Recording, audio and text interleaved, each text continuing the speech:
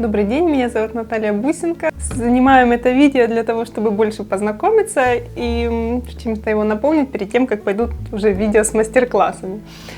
В нем я расскажу, с какими материалами я работаю и какими инструментами. Начнем с материалов. Я думаю, кто со мной знаком в ВКонтакте, уже знает, что я работаю в основном с холодным фарфором и работаю с Fantasy Floral, цветной, белый. В общем, это мой основной материал, самый любимый. Также я работаю с Fima, да. Иногда с цернитом, у них яркие цвета, и у них белый остается после запекания в моей духовке белым. Она любит, наверное, перепекать, или что с ней такое происходит, что остальные марки в ней желтеют. Также я леплю иногда с пластишки. Она дешевая, довольно нормального качества. И после запекания изделия крепкие. В общем, вполне годится для работы, если она уже не сильно свежая. Так, какими инструментами я пользуюсь? Для керамической флористики я очень долго работала обычными спицами. Они стоят дешево. Когда я начинала, стеки профессиональные, как бы дороговаты были для попробовать. Поэтому купила спиц и проработала с ними несколько лет. И даже не думала о покупке профессиональных инструментов. Ну, потом, уже больше ради видео, приобрела такие инструменты. И незаметно для себя перешла полностью на них, а спицы и в руки не беру. Хотя раньше всем говорила, что разницы никакой нет, хотя я их и не пробовала. Так, обычные маникюрные ножнички прямые. Ну, смотрите, чтобы они были качественные, потому что иногда у них бывают зазубринки, плохая полировка, и может прям цепляться фарфор к ним. В общем, такой минус. Иголочка. Очень часто пользуюсь. Из наборов такой был куплен, тоже для керамической флористики, но в нем минус, на вот эти вот ручки черные сильно цепляются пылинки. И в лепке с холодным фарфором это является затруднением. Такой совсем из дешевого набора шарик. Так, для склеивания я пользуюсь латексным клеем, который переливаю в такую маленькую баночку с крышечкой, чтобы он не засыхал. И обычной зубочисточкой набираю. Ну, для миниатюр это подходит, конечно, для крупных изделий это не сильно уже практично, но в основном я леплю малышей, поэтому это отлично подходит. Когда собираю изделия, пользуюсь Супер Момент гель. Он не течет, обычный Супер Момент течет, и прям пальцы могут все заливаться, и очень неудобно. После этого что делать какие-то следующие моменты в работе невозможно. Для холодного фарфора, для того, чтобы его приклеить к фурнитуре, я использую такой клей. Нужна совсем маленькая площадь соприкосновения. Его хватает, он очень крепко держит. Когда мне нужно было оторвать потом фурнитуру, это довольно было проблематично. Для того, чтобы придать текстуру нашим цветам, например, вот этот мастер-класс уже готов, и тут мы будем пользоваться уже молдами. Я использую вайнера покупные, часто выбираю маленькие, потому что работаю с миниатюрой. Есть качественные, достаточно хорошие, оставляют отпечаток.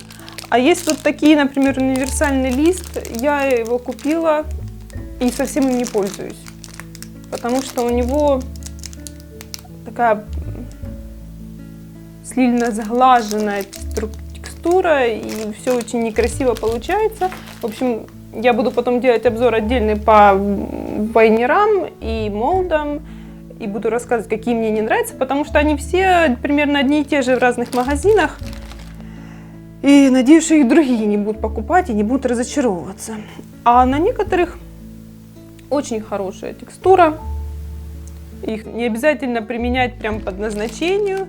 Вот это, например, анемона цветок, а я его применяю для придания текстуры подснежнику, для внутренних лепесточков. В общем, можно их практически всегда, когда я покупаю, я не покупаю для лепки именно конкретно этого цветка. Я смотрю на структуру и думаю, куда же можно его еще применить.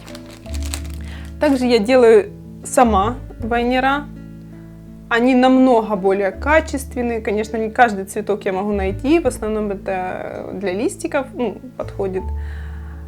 Ну, они многократно, раз лучше. Будем делать мастер-класс, как появятся первые листики. Так, из таких инструментов у меня круглогубцы, кусачки, такие довольно суровые, и плоскогубцы.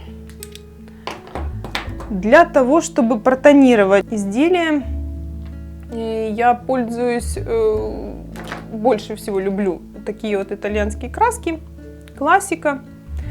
Нравятся они мне за их очень яркие пигменты, прям намного ярче, чем для рисования подходит. Для тонировки очень удобно масляную краску за несколько минут выдавливать, например, на салфеточку. Она уже сейчас видно, как начинает набирать излишки масла в себя. А потом кисточкой брать вот эту уже густую краску и наносить на холодный фарфор. Тогда тонировка получается более реалистичная, не будет этого жирного блеска, не будут смазываться предыдущий слой масла, когда вы будете какие-нибудь нюансы вводить. В общем, так намного удобней. Кисточками я пользуюсь, какие попадутся под руку, но в основном совсем маленькими. Тут у меня, наверное, синтетика. Есть колонки, но я не рекомендую колонками пользоваться, потому что они стираются очень быстро об холодный фарфор, у него такая слегка шершавая структура, а синтетика, эти кисти у меня, наверное, лет 5 уже, синтетика хорошо служит, но у него отсутствует такой аккуратный кончик, который можно иногда прорисовать тоненькую жилку. В общем, лучше держать и такие кисти, колонки, и синтетика, ну, колонки беречь. Если можно что сделать синтетикой, делайте ей. Собираю изделия на обычную тейп-ленту, ничего в этом хитрого нет. Насчет проволоки. Раньше я пользовалась такой проволокой, она как будто прокрашена зеленой краской, по-моему, она производства польского. И все было нормально, кроме такого нюанса, как через полгода, через год может чуть-чуть ржаветь изделие, появляется такая темненькая пятнышко. Например, вот сирень вы собираете, вы сделали там колечко, завернули, и вот в этом месте проступит потом коричневое пятнышко.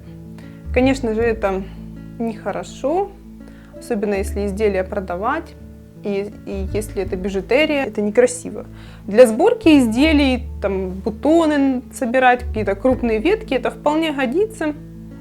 Никакой разницы не будет заметно, тем более толстые диаметры и стоит довольно недорого. Но для бижутерии не очень. Сейчас я перешла в работе на такую проволоку, по-моему, она английская, для цветов из мастики, для тортиков. Качество у нее очень хорошее, тайп-лента с нее не слетает, когда вы работаете, например, в флористическую губку, втыкаете ее по несколько раз, не ржавеет, все очень мне нравится, кроме цены. Цена высоковата, но зато и качество хорошее, потому что когда вы продаете изделия, не хочется, чтобы они потом испортились. Мне очень нравится, что у них есть проволочка 32 номером диаметра, у нее очень-очень тоненький, она подходит для, например, смородины.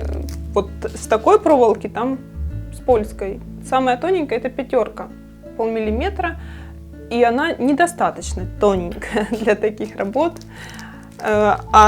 Ну, самая ходовая у меня размер 26, вот я в основном леплю на ней. В общем, она мне нравится, у меня целый залежи этой проволоки. Так, что я вам еще не рассказала. Когда леплю изделие, пользуюсь часто такими баночками. У меня их штук 10. И я слепила, поставила в баночку, и, в общем, все передо мной. Нет никакого мусора, как, например, получается от флористического кирпичика такого. Хотя некоторые моменты только с ним могу решить, ну, когда нужно цветок под углом втокнуть или что-нибудь там оставить на несколько дней сохнуть. В общем, тогда, конечно, он выручает.